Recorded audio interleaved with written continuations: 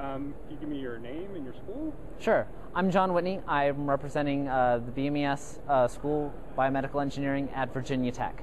Okay, and tell us basically what's your research? So basically this is a new way of measuring viability responses to photothermal therapy. This gives a spatial map of what's going on as opposed to most traditional methods which just give you a flat percent viability.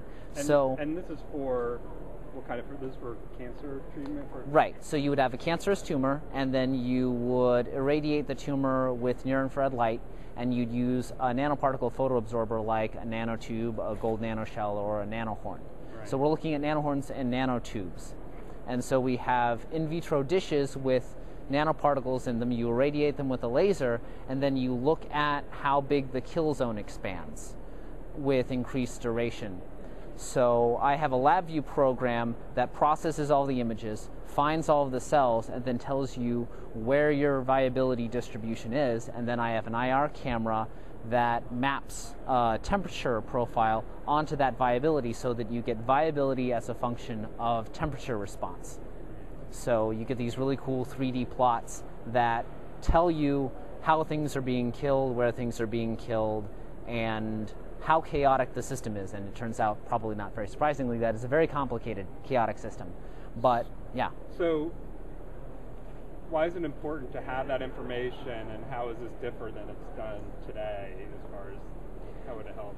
How it's important? It's important because your effectiveness is going to be completely limited by your measurement tools. With nanoparticles, and especially an in vivo system like a mouse or something like that, or a person, you're going to have lots of stuff going on, and your ability to treat people effectively is going to be limited by your ability to measure what's happening. If you don't know what's happening, you can't guarantee that's a safe or effective treatment, especially if you're dealing with something like a brain tumor or a tumor that's next to a really vital organ. You need to know accurately and specifically what's going to happen. And typically, how do they do that measuring today without? Right now, state of the art for a lot of studies, it's going to be an in vivo mouse. So you have a mouse with a tumor on it, and then they'll measure the tumor with a pair of calipers, and then they'll treat it, and you watch the tumors disappear. Or for in vitro studies, they will have an MTT assay, or you might have like a vision analysis program, but you've scraped the cells off.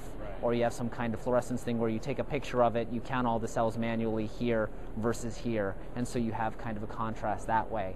But you never have all of the information put together as effectively, so you don't get like this long, I mean, the amount of data that you would need to really look at the viability response in a tumor is enormous. So you really need to develop computational ways of dealing with that. And how far along is your research? I've been working on this method. I've probably been working on photothermal therapy for the past 2 years, and I've been working on this method for the past year. Okay.